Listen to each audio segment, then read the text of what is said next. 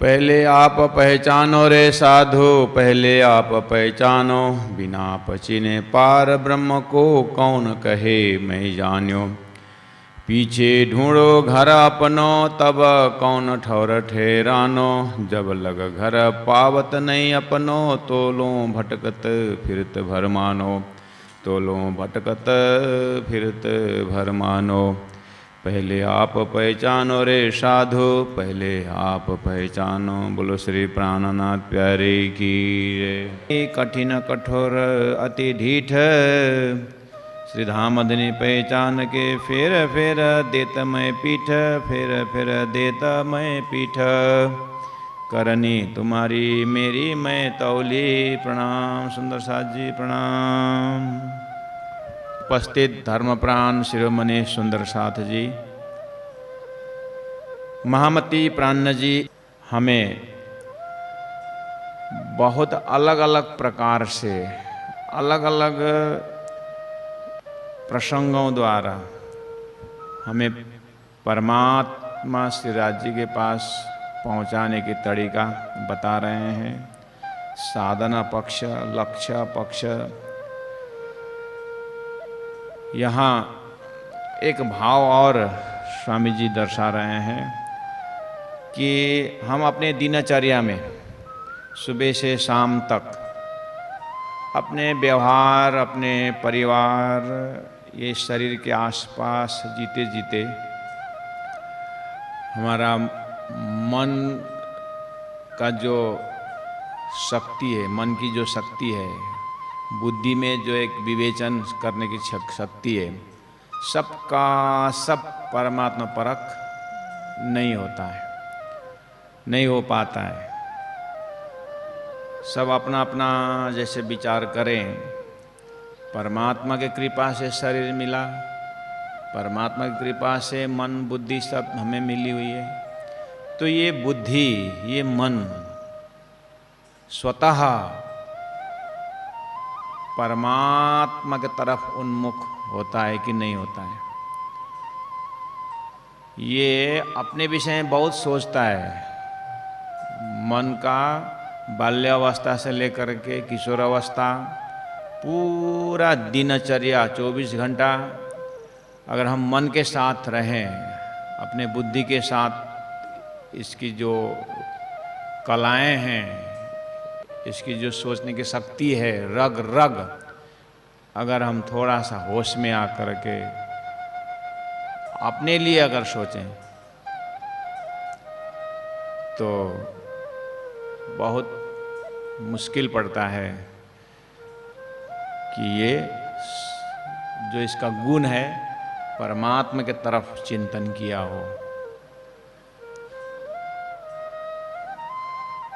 उसी क्षण को पकड़ने के लिए स्वामी जी सचेत करते हैं कि वो अपनी दिनचर्या को, अपने मन स्थिति को बताते हैं कि करनी तुम्हारी मेरी मैं तौली। तुलना करना। हे राजी महाराज, हे सतगुरु महाराज, आपकी जो कृपा, आपकी जो क्रिया है, आपका जो कर्म है, आपने किया हुआ कर्म या आपका कर्म और मैं मेरा कर्म तुलना करके देखता हूँ तो ऐसा लगता है कि दिन और रात की तरह, सत और असत बिल्कुल उल्टा।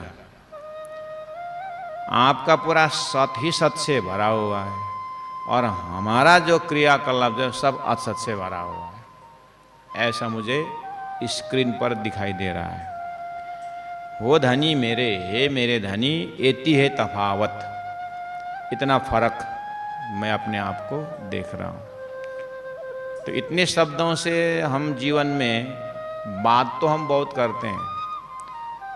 हम शरीर की भाषा से बात करते हैं लोगों से, हम मन से, मन के भाषा से बात करते हैं लोगों से। मन से कैसे सोचते हैं ना, फलना के लिए ऐसा करूँगा, ऐसा करके कितना हमारा मन सोचता है। और बुद्धि भी बहुत सक्रिय रहता है, लेकिन कोई ऐसा फैकल्टी इस तरह से कभी कभार परमात्मा की तरफ लौट के सोचता है कि यही भाषा सीधा सीधा कि हे राजी महाराज, मैंने मेरा कर्म और आपका कर्म देखा, ऐसा लग रहा है कि सत और असत बिल्कुल। इस तरह से सिंपल है भाषा, लेकिन साधना के दर्जा से देखा जाए ये बहुत हैवी साधना है। इसमें आपको कोई पंचाग्नि तपना, भैरव झाँप खाना, ऐसा कठोर कुछ भी नहीं। प्राणनाथ जी का साधना बिल्कुल, उन्होंने कहा कि दुख न दीजिए देह को, सुखे छोड़े शरीर। कहाँ दुख न दीजिए देह को, शरीर को स्थूल दुख देने की मना किया। वो तो वैसे भी समाज भी नहीं मानता है इस तरह शरीर को तपाना, वो भी अटेम्प्ट टू मर्डर में आता है। शरीर को ज़्यादा कष्ट देने में भी सरकार भी मना करता है। तो उतना कठोर साधना नहीं बताया, लेकिन सिंपल सी बात है। आप ऑफिस में हो, आप घर में हो, भोजन बना रहे हो, या गौशाला में आप खेती में काम कर रहे हैं, ऑफिस में, दफ्तर में, जहाँ भी काम कर रहे हैं, थोड़ा सा जो भी काम कर रहे हैं, काम ताज़ा ताज़ा रहने दीजिए, लेकिन मन से, बुद्धि से वहाँ बैठे बैठे कि हे राजी महाराज, हे परमात्मा, हे गुरुवर, आपने इतना सुंदर शरीर दिया और सब कुछ दिया, लेकिन ये कोई भी ऐसी कर्म शरीर से जो हुआ है, मन से जो भी हम सोचते हैं, आपके तरफ तो कभी इसको नजर होता ही नहीं, मूल स्रोत में तो जाता ही नहीं। करके बहुत समय तक चिंतन करने के बाद महामती प्राणनाथ जी के हृदय से प्रकट हो रहा है शब्द कि तफावत, फर्क दिखा रहा है। हमारी बुद्धि फर्क तो काम इतना विवेचन तो करती है बुद्धि कि हाँ, उसका घर इतना सुंदर बना है, मेरे घर उसके घर में क्या फर्क है। ऐसा संसार का फर्क बहुत,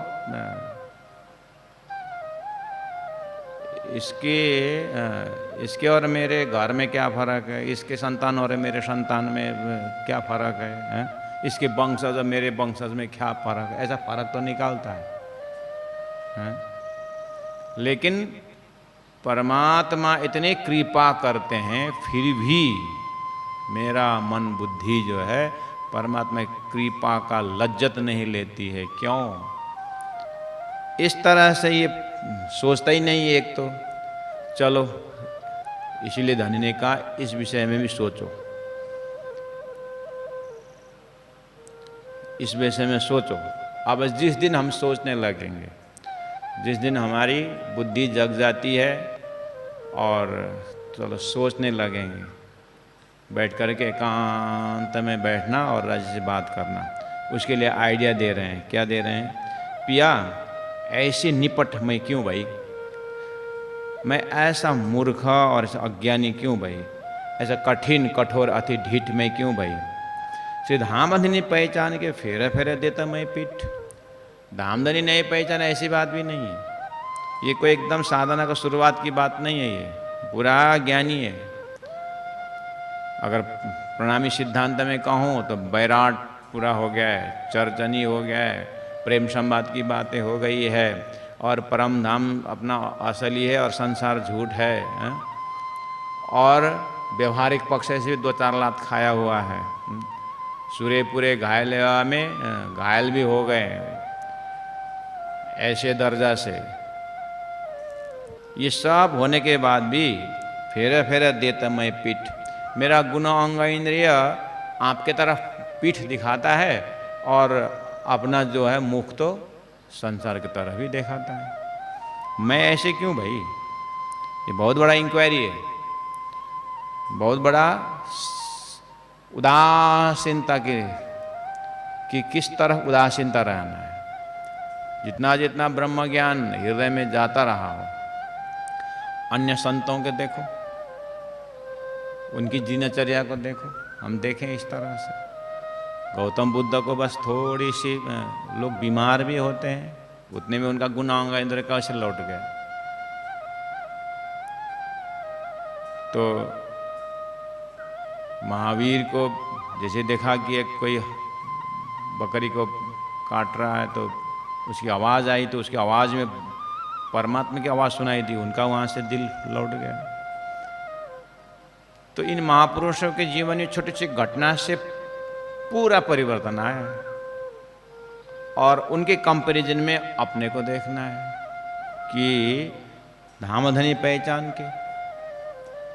अब स्वयं महामती प्राणनाथ जी के लिए तो उनका कहाँ कैसे परिवर्तन आया, और उन्हें इतना बड़ा काम करने का जो उनका फैकल्टी है वो तो साक्षात है।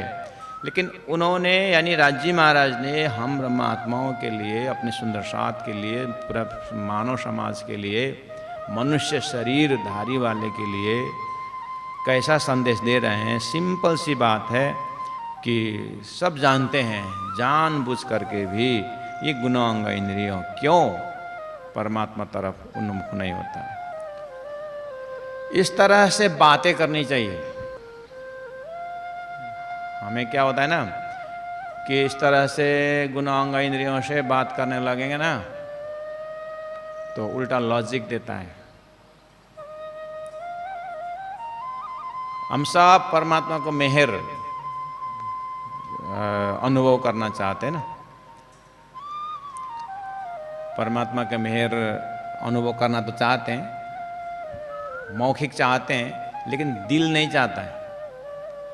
परमात्मा को मेहर अनुभव करने के लिए दिल नहीं चाहता। मेहर अनुभव करने का तरीका बता रहे हैं, परमात्मा की कृपा कैसे अनुभव, पूरा प्रकरण का सार वही है। हमें परमात्मा की मेहर को अनुभव, मेहर तो हो रही है लेकिन अनुभूति इसलिए नहीं हो रही है कि मेहर आकर के अहंकार का डब्बा में जा रहा है। वो बर्तन है ना, परमात्मा के मेहर तो आ रहा है, मेहर अनुभव भी, मेहर को हम देख भी रहे हैं, लेकिन मेहर जो आ रहा है ना ऊपर से, जो रहता है ना जहाँ, वो रहने का जो डब्बा है ना, जो बर्तन है ना, वो अहंकार का बर्तन है। इसीलिए वो अनुभव होता ही नहीं। दिखता है, बुद्धि से दिखता है, लेकिन चित्त में ग्रहण नहीं हो सकता है। ऐसा क्यों? क्योंकि बर्तन अहंकार का होता है। कैसे? एक छोटा सा उदाहरण दूं। देखो, अहंकार अगर न होना, छोटी छोटी घटनाएं भी हमें बहुत उत्साहित, बहुत आनंदित बना सकता है। हमें ज़्यादा साधना में मेहनत क्यों करना पड़ रहा है? क्योंकि ज़्यादा साधना में इसलिए मेहनत करना पड़ रहा है क्योंकि हम अहंकार छोड़ना नहीं चाहते। हमारा इगोइस्टिक जो नेचर है ना, वो छोड़ना नहीं चाहते। इसको भी पकड़ के रखते हैं और मेहनत उन्हें ज़्यादा करना पड़ता है। एक कौवा मांस का टुकड़ा लेकर के आकाश में उड़ रहा है, सभी कौवा उसको आ करके नोच रहे हैं उसको। तो एक उधर से वृद्ध कौवा आया, तो इतने परेशान क्यों है पता है?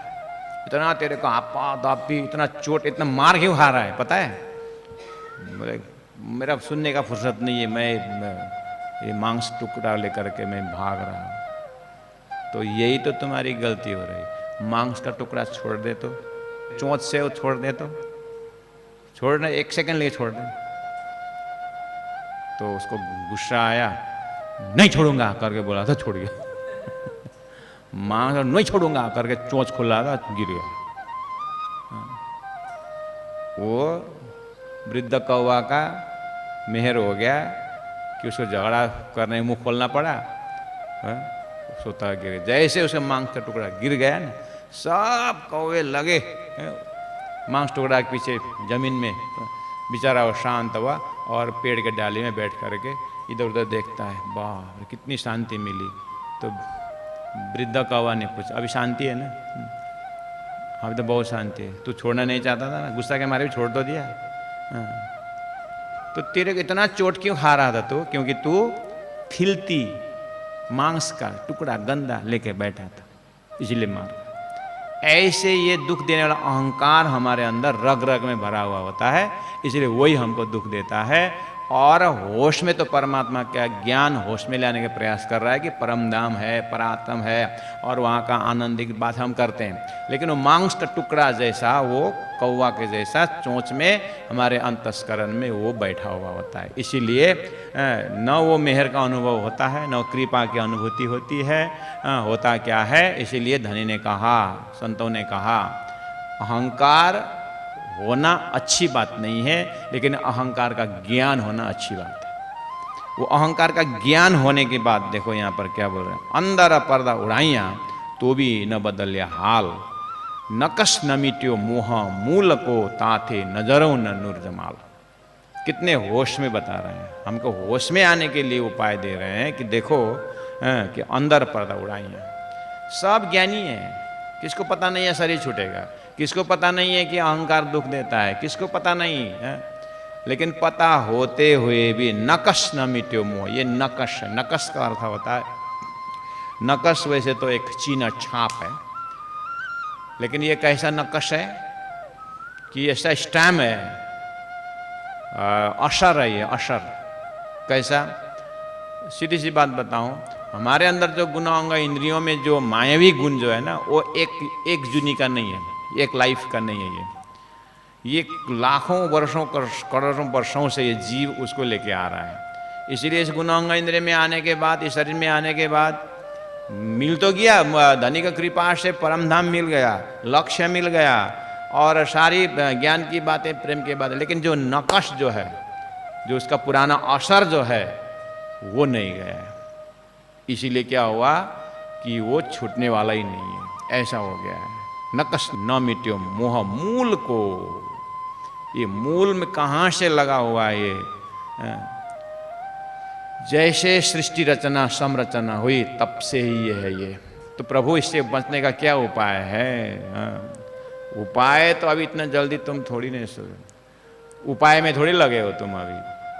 प्राणनाथ जी का कहना है, वो मुख से उपाय ढूंढ रहे हो, दिल से दिन ढूंढेगा उस दिन हो। हाँ, उपाय भी ढूंढते हैं ना हम, चलो जान के रखें, समय में काम आएगा। ऐसा उपाय ढूंढने में भी ना कोई दम नहीं होता है। उपाय ढूंढने में ऐसा ढूंढना पड़ेगा जैसे गरम तावा में आपको, पूरा गरम तावा में आपको हमको खड़ा कर दिया जाए। तवा बड़ा बड़ा रोटी बनाने का तवा नहीं होता है, एक बार में 100 रोटी बन जाए ऐसी तवा। पूरा उसको गरम लाल लाल समझो, उसके ऊपर आपको उसके ऊपर रख दिया जाए, खड़ा कर दिया जाए, नींद आएगी उस समय में। हाँ, नींद कब आएगी? जब आनंद मंगल में नींद आएगी। ऐसा गरम तवा में रख दिया जाए अपन को, तो उस समय में उपाय कैसा होता है? कहाँ से उपाय जमता है? क्या करने का उपाय जमता है? यहाँ से जंप मारने का उपाय, उसमें वेद चाहिए। ये गरम तावा में निकलने के लिए वेद क्या बोलता है? बोलो वेद के उच्चारण करो ना जल्दी, गीता क्या बोलता है करके ऐसा बोलते हो। चौपाई क्या बोलते है इस समय में? चौपाई मिला के बैठोगे तवा से निकलने के लिए। कुछ नहीं सोचेगा, जंप मारो बस। उपाय ऐसे, इतना जान समझ करके संसार से निकलने के लिए ऐसा अंदर से उपाय के विषय में भी इतना गहराई से उपाय हो तो तब होगा ना। हमारा तो सोचेंगे अच्छी बात है, ऐसे लेता। ये मोक्ष के लिए, परमानंद ब्रह्मानंद के लिए उपाय सोचते ही नहीं महाराज। सोचे तो भी काम चलाओ के लिए सोचता है। वो सोचने के, करने के बाद भी ईगो आगे बढ़ाने के लिए कि हमने इस तरह से श्लोक बैठाया, हमने इस तरह से अपने बात को सिद्ध किया, बस वहां भी हमने तो कहां से होगा महाराज ये बात। इसलिए मैंने पहले यहाँ धनी ने उस दर्जा से बात करे, अंदर पर्दा उड़ाइया, यह कोई अज्ञानी की बात नहीं है, ज्ञान का यहाँ पर अहंकार है। नकश न मिटे मोह मूल, ये छाप। अगर पानी बढ़ता आए, यहाँ तक आया तो शीतल, यहाँ तक गए शीतल, ठीक है। मुंह से ऊपर चला गया, जब नाक क्रश किया तो अब क्या करोगे? यहाँ पर पूर्णमदः पूर्णमिदम, पानी ऊपर तक आ, यही बोलते रहो। पानी पूरा भरा हुआ, पूर्णमदः पूर्णमिदम पूर्णात् पूर्ण, राग डाल डाल करके। जब पानी यहां से ऊपर चला जाता है, श्वास लेना बंद होने की संभावना, अब क्या करोगे? बस ऐसा उपाय है। इस दर्जा से हमें राज्य के प्रति प्यास हो तो कुछ काम बनेगा महाराज, नहीं तो ये ठीक है। फिर ऐसा मत सोचना कि गर्म तवा वाला ना बैठ जाना ऐसा। हाँ, ये देश काल परिस्थिति अपने आप शिक्षा देती जाएगा, और जल्दीबाजी मत करना। यहाँ पर जो साधना पक्ष से बता रहे हैं कि फिर दुकान सोकान छोड़ दिया और बस मैं तो चला, हाँ वैराग्य आ गया, ऐसा मत सोचा। बस जान के रखना, इस लाइफ में जान के, हो सकता है दूसरे लाइफ में ऑटोमेटिक शुरू हो। हाँ, एक ही लाइफ में कोई जल्दीबाजी मत करना महाराज। हाँ, धीरे धीरे होश में आने के प्रयास करें। हाँ, इन इंद्रिय की मैं क्या कहूं, ये तो अवगुण की ही काया, कितने होश में है, इसकी उत्पत्ति कहां से? इन इंद्रिय को मैं क्या कहूं, तो अवगुण को ही काया। शरीर अवगुण से भरा हुआ है, अज्ञान से भरा हुआ है, कैसे प्रमाणित कर सकते हो? इन गुण अंग इंद्रिय में क्या क्या है? 5 तत्व, मतलब शरीर का जितने भी सामग्री है, ये तो अवगुण का ही का है, इसका अंकुर अवगुण है, अज्ञान है। कैसे? ये शरीर की उत्पत्ति के क्रम देखो, पूरा काम वासना से ओतप्रोत और पूरा अज्ञान के आवरण से घिरा हुआ उस वक्त का ये गुणांग इंद्रिय का ये है। इसलिए इसको स्वतः छोड़ दोगे तो इसका अपना धर्म निभाए। इसलिए तो सदगुरु का ज्ञान जरूरत है। इसलिए तो सदगुरु के ज्ञान होने के बाद भी अपना स्वभाव नहीं छोड़ता है, इतना मजबूत है ये। इनसे देखो क्यों साहेब, यही भई आड़ी माया। ये शरीर संशय माया का ही लड़का है, इसीलिए उसको अच्छा लगता है। निर्मल नजरों न आवहीं, ले बैठी संग चंडाल, उपजत ऐसी अंग थे उतारो उल्टी खाल। ऐसा लग रहा है कि मैं ये सब इंद्रावती आत्मा उस दर्जा से बोल रही है महाराज। इन अवगुणों को देखकर ऐसा लगता है कि मैं चमड़ी को उतार दूं, वो भी उल्टा उतारो, उल्टा नहीं। सब अंग काट चीरा करो, अंगों को टुकड़ा कर दूं, माहे भरो मिर्च और लून, और उसके बाद नमक भर दूं, मिर्च भर दूं, कई कोट बार ऐसे करूं, एक बार नहीं करोड़ों बार ऐसे करूं, तो भी ना छूटे एक खून। फिर भी मुझे पक्का विश्वास है कि इसका खून छूटने वाला नहीं। इसका मतलब धनी अपने साधना में, जीवन में महामती प्राणनाथ जी उतर करके कितनी गहरी साधना की होगी, उसका अंदाजा लगा सकते हैं। कहने का मतलब, हम राज्य को मेहर की बात करते हैं और राज्य को मेहर मांगते भी हैं, धनी मेहर करते भी हैं, लेकिन उसका एहसास महसूस इसलिए नहीं होता है कि हम अपने जो अवगुण को ध्यान नहीं देते हैं ना, इसीलिए वो आकर के मिक्स हो जाता है। तरीका यहाँ बिगड़ रहा है। इसलिए इसी प्रकरण के लास्ट में प्राणनाथ जी क्या बोलते हैं, देखना, धनी की गुण की मैं क्या कहूं। अपने अवगुण दिखाई दे तो धनी का गुण अनुभूति होती। धनी के गुण को देखने के लिए अपने अवगुण को देखना चाहिए, उसकी तरीका बता रहे हैं। हम अपने अवगुण को तो देखते नहीं है, और धनी का गुण ही गुण देखने से कुछ फायदा नहीं होता। धनी का गुण क्या देखना है? धनी गुण तो है ही, देखना हमें अपने अवगुण है। धनी का गुण, धनी को प्रशंसा करने से धनी का कुछ नहीं होगा और अपने को नहीं कुछ होगा। प्रशंसा देखना है, धनी का गुण देखना है, लेकिन उसके डबल मात्रा में अपना अवगुण देखना है, तब जाकर के वो काम करेगा। अपने अवगुण तो देखा ही नहीं है, दूसरों को अवगुण तो देखते हैं हम, यहाँ अपनी बात कर रहे हैं। नॉर्मली क्या होता है, अपने अवगुण देखने की बात छोड़ो, दूसरों को गुण देखते देखते हमने उसको जो गुण किया था वो भी दिखाई देता है। हमने उसके ऊपर जो गुण किया है ना, वो दिखाई देता है। हमने गुण किया तो उसने भी गुण किया। उसने हमारे लिए इसीलिए मेहर किया, इसलिए गुण किया क्योंकि हमने भी एक समय उसके साथ गुण किया था। ले, अपने हमने किया हुआ गुण वो अगर याद नहीं होता, अगर वो दिमाग में नहीं होता, तो इसने किया हुआ गुण के ऊपर आनंद ले सकते हैं ना। वाह, ये ना इसने मेरे ऊपर मेरी इतनी दया की, मतलब इतना हेल्प किया, मतलब करके थोड़ा सा दिल खुशी हो जाता ना। और वो खुशी के साथ मैं और उसके ऊपर उसको सेवा करने के लिए तत्पर हो जाता, तो प्रॉफिट होता ना। अब उसने गुण किया करके 3 साल पहले की याद बात। हाँ, एक दिन मैंने उसको भी 15,000 रुपये बहुत मुश्किल के समय दिया था, इसीलिए मैंने किया था ना गुण।